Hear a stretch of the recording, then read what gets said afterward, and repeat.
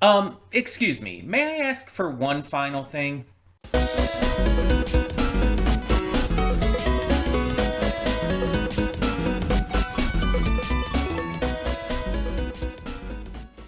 Hey everyone, welcome to Princess of Gay. I'm your host Connie, and today we are here with my first impressions reaction to episode 1 of May I Ask for One Final Thing.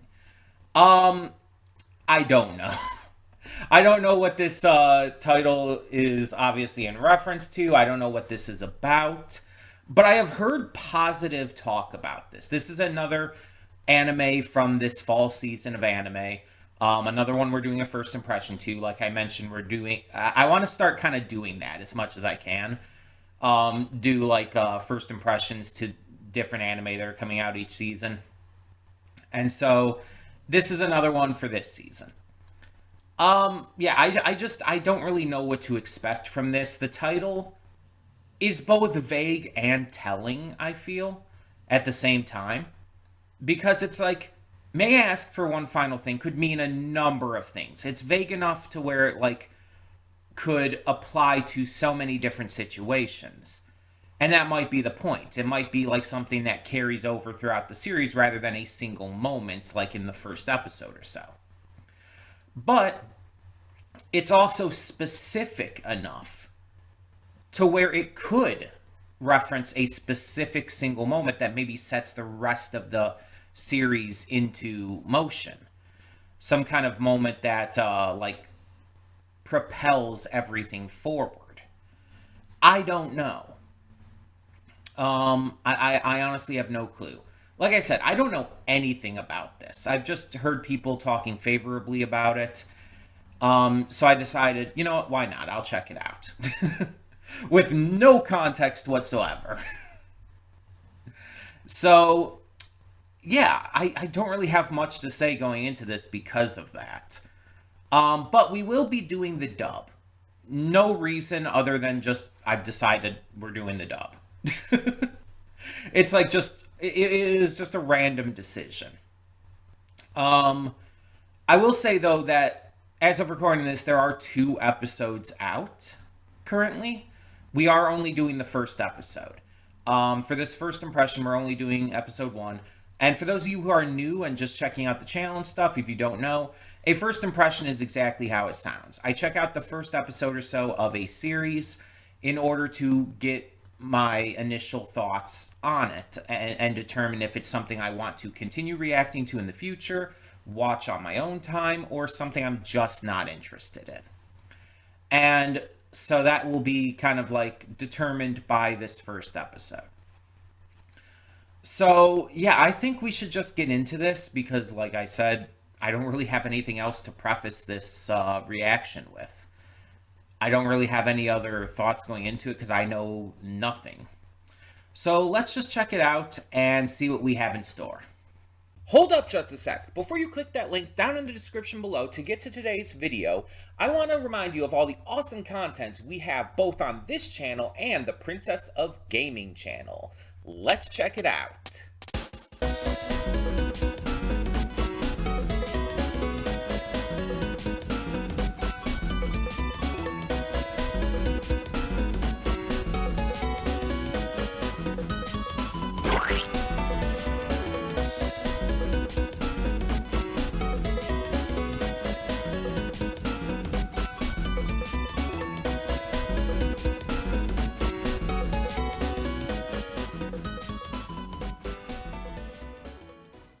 And we are back, and we'll begin with spoilers in 3, 2, 1, now. So, this is clearly a comedic anime. And it is kind of meant to be like, you know, kind of like twisting the idea of like what you think of when you think of these kind of noble romance series. I definitely believe that Scarlett and Julius are going to get together in the end. I think that's definitely endgame. Because although Julius has some issues with how he treats her as well, he's not in any way, shape, or form like his brother.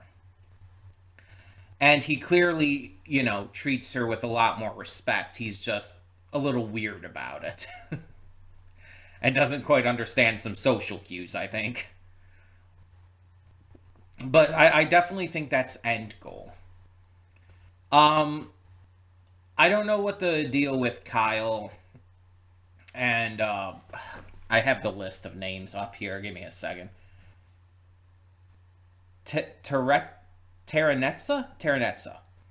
I don't know, like, if they are gonna remain endgame or if she's gonna get annoyed with him too, because she's like the focus of the ending, and that makes it feel to me like she's gonna be an important character to this. I mean, I guess that makes sense considering it stems from her to a degree, but I don't know. I guess we'll have to see how that all goes down. The thing is, it's very clear that Kyle is only with Terranetza specifically to fuck with Scarlet. Because, like, of the way she's, like, rebuffed him and everything, he's chosen to call off this arranged marriage because he kind of realizes he can't control her. And interestingly enough, it doesn't seem like Terranetza is like it doesn't seem like he's treating her the same way from what we can tell. Again, it seems like she's more being used as a way to get back at Scarlet. Which makes me wonder if he like even like if he actually like pays that much attention to her. It would be interesting if he did actually treat Terranetza very well, because that would like kind of go to prove that like he is like doing that specifically to get her on his side so that she'll like team up with him to take care of Scarlet. But I wonder what like Terranetza's role in all this is, because through the flashbacks we saw in this episode, she wasn't in them. And so like we know that like she was responsible for, or at least propagated these rumors, these lies about Scarlet. But we don't know if she has issues with Scarlet too. Maybe that's why they're doing this. Maybe like there's something we don't know about their past where she and Scarlet like, because the thing is, let me check something real quick. Let me go back into the flashback real quick. She wasn't one of the friends with Scarlet in the classroom, was she? No. The girls in the classroom have like purple hair and blonde hair. Yeah. Okay. But Scarlet called her like when she was punching her like a two-faced bitch or whatnot. And it's like, okay, two-faced usually implies that they were on good terms at first, and then she ended up, betraying her, turning against her in some way. So, what's the deal with that? Were they friends? But Terranetza was from the lower class too, right? I think that was said, and like with Kyle, I guess. That doesn't necessarily mean they couldn't have been friends, Scarlet and her, but I don't know. I feel like there's information we don't fully have yet regarding Terranetza, and I do feel like she's going to be more of like a notable character as this goes along. But yeah, Kyle is definitely the kind of, royalty, rich elite asshole who fully sees his power, his position as a way to mistreat and look down on others. He sees himself as superior simply because of the circumstances of his birth. And because of that, he sees his fiancée, Scarlet specifically in this case, as belonging to him, as being his servant, as being his property, even. And because of this, like, as he made clear when he was talking to Julius and everything during that scene, he sees himself as having done nothing wrong. Like, when he's threatening her with the knife and everything, he blatantly even says to Julius, he doesn't make excuses for it or anything. He blatantly says, I didn't do anything wrong. She's the one who made me do this. Meaning that this isn't just something he does just for her. He will absolutely wear this personality, this like ideal of himself and others publicly. Which, I mean, we kind of already got, considering the way he was, talking down to her and everything when he was announcing the annulment of their engagement and his new engagement to Ternetza. So we kind of already got that, but it's made much more clear there. And it shows just, like, he is this terrible, vile person. So more so than Ternetza, it is actually much more satisfying for him to get punched out, which is why his is the punch that ended the episode. The punch on Ternetza wasn't really that satisfying because we don't have, like, that information. We don't have that knowledge of what she did outside of, like, spreading these lies, I guess. But we don't even know if she did that. Like, that could have just been there, like what Kyle was saying, for all we know. We don't actually know for sure. So Scarlet punching her wasn't as satisfying, but Scarlet punching out the other rich assholes, the pigs, in the room, who were celebrating the new engagement and not even, like, worrying in any way about the former one being broken off. And then, talking about, like, slave trading and stuff, and talking about, like, just these terrible things so casually. It's like, you can see why Scarlet punched them out, and that is more satisfying as well, because it's like they're shown actively to be terrible people. It's making a point, this series, of showcasing to us how the majority of the wealthy elite are fucking terrible people. And there might be a standout. There might be someone who's a little better, such as Julius, but even he has his issues. He's not perfect. Like, he was still comparing Scarlet to a wild animal, comparing her to this beast that he could study. And that's still kind of fucked. That's not okay. But I mean, it's nowhere near as bad as, like, Kyle or the others. And again, Ternetza, we just don't have enough info on. Scarlet's brother, we definitely don't have enough information on at all. And we don't have any real information on the I guess, king or queen, Julius and Kyle's parents.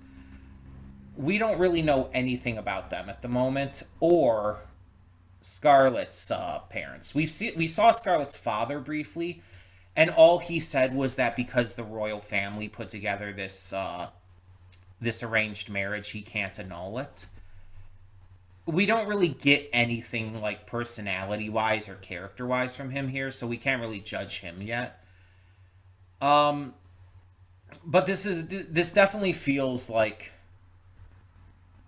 the kind of series that is trying to kind of twist and play around with what you typically think a medieval fantasy romance series would be. You have, like, the fancy ball, the fancy dresses, the royalty and everything. And you have this distinct view of what that is going to be like in a romance show. But this series is like, no, we're going to switch that around. We're going to, like, have it so that our main female lead is not this demure, just, perfect specimen of a woman, which is weird to say in a number of reasons, but you know what I mean. Um, and instead, we're going to have her be someone who self-admittedly loves to kick ass. And that's another part of it too. The specific wording of things. And I don't know how this is done in the original Japanese. I assume it's probably the same. Pretty much. I assume like the humor of this is rooted in how this is like said and the words and phrases used. Um because if not, that's actually really surprising, and that's honestly a much bigger reason to watch it and specifically dub.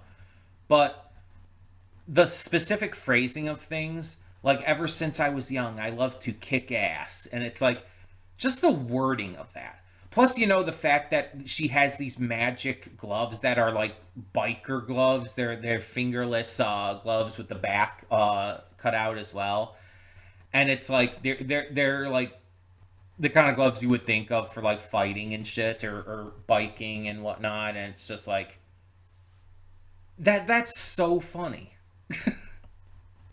That's so legitimately funny. The opening also showed like a dragon, and there were like orcs or ogres or whatever they were, stuff like that. So we're gonna deal with a lot of like fantasy creatures in this, I guess. On top of everything else we've seen in this first episode. And I'm very curious to see how this just where this goes in terms of the story, but also like how like the tone continues to play around with the idea of things like this. This is definitely a series I want to continue reacting to. It's probably not going to be as exciting as some shows out there. It's not going to be as maybe even, well, I mean, actually it might be pretty action packed. I was going to say it's not going to be as action packed as like a battle shonen, but no, it actually might be considering what we got in this episode.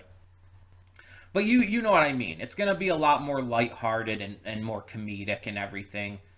And sometimes I can just kind of deal with that. Sometimes I can really enjoy a series that doesn't have like massive stakes or anything, and it's just something to just have fun with. I mean, that's one of the reasons I enjoyed City the animation so much. Like City the animation absolutely did not have like huge stakes or anything, but it was fun. It was funny. It was ridiculous. And sometimes that's good. Sometimes that's the kind of vibe you want from a series. So I think that this is going to kind of give a similar vibe. Just something a little more lighthearted, a little more fun, very funny.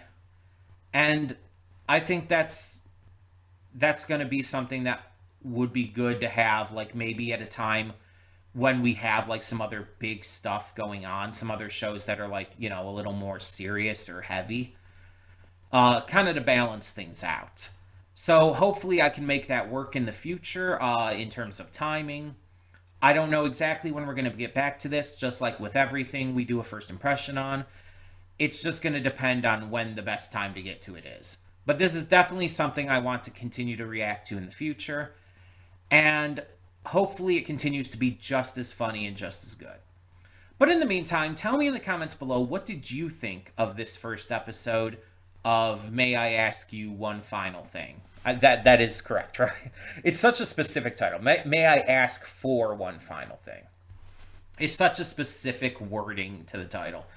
Tell me your thoughts on it down below. What did you think of the comedy? What did you think of the ridiculousness of it, the phrasing that was used, the voice acting performances, everything? Let me know your thoughts down below. And for now, no spoilers, obviously. But for now, I'm Connie, and I'm signing off. See y'all next time.